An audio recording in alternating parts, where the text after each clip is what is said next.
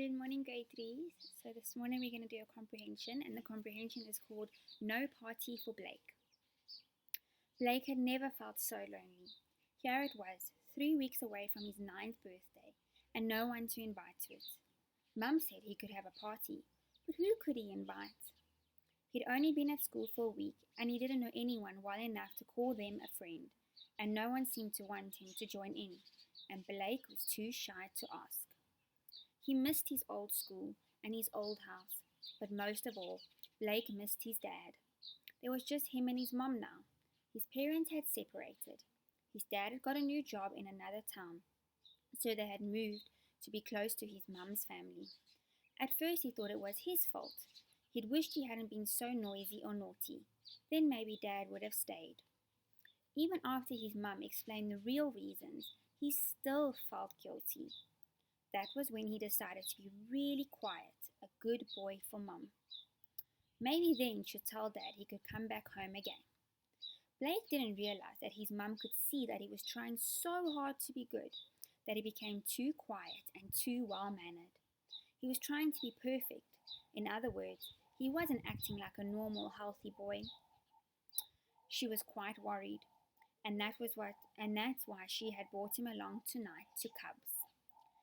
He's been worse since we shifted. It's not natural for a boy to be so quiet, she was telling the man by the door of the hall.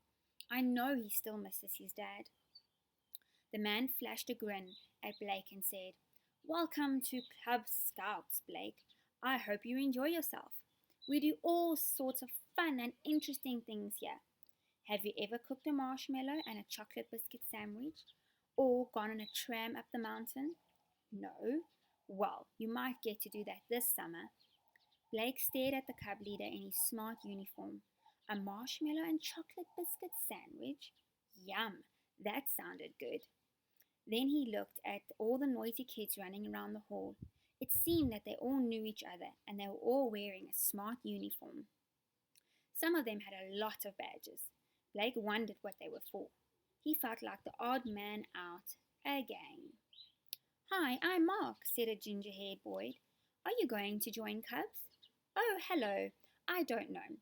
Mum wants me to, but I don't know, Blake replied.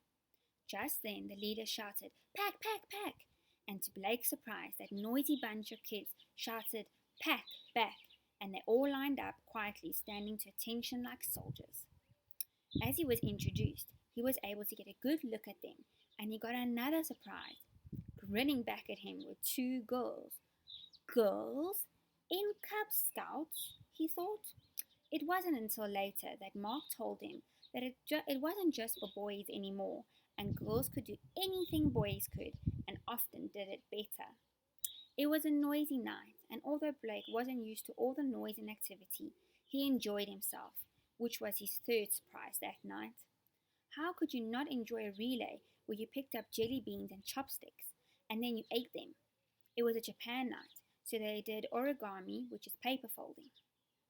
Mark said it was to earn their bronze Weiro badge, whatever that was. Blake was having trouble understanding the different badges, but it was all very interesting and sounded like fun. The next week, he had a bit of a cold, but when his mother told him he could stay in bed instead of going to school, he said, No way, Mum, I want to go to Cubs tonight. They had other games and made a neat heart necklace for a Mother's Day present. Blake carefully wrapped his pretty paper after hanging it on a silver thread. He hid it behind his back when his mum came to pick him up, so she couldn't see it. Mother's Day was 2 days away. He could hardly wait to give it to her. It was truly the best thing he had ever made. He was very proud. The next week, Blake was even more proud as he stood in his Cubs uniform and made his Cub promise to Akila, the leader. He was now a real Cub. He had a jersey, his scarf and woggle, and his Cub badge book. He knew what to do with that. He was going to get his mum to help him read it, to sort out what badges he could earn. He might earn his home help badge first. You got to cook a meal of eggs, sausages, and potatoes for that badge. That sounded like an interesting thing to try. Blake was still thinking, Oh, and another thing I have to do tonight before the Cubs go home. I have to give out my party invitations. Sure hope Mom didn't mind me inviting all my friends, all 12 of them. Okay, grade threes. There's a word in the story that said shifted, and that means to move. So when you shift, you move something. And then Club Scouts is a group for boys and girls where they learn practical skills on how to do things, build fires, and then light a fire. And then they also get to do lots of fun activities as well. All right, and they also wear a uniform.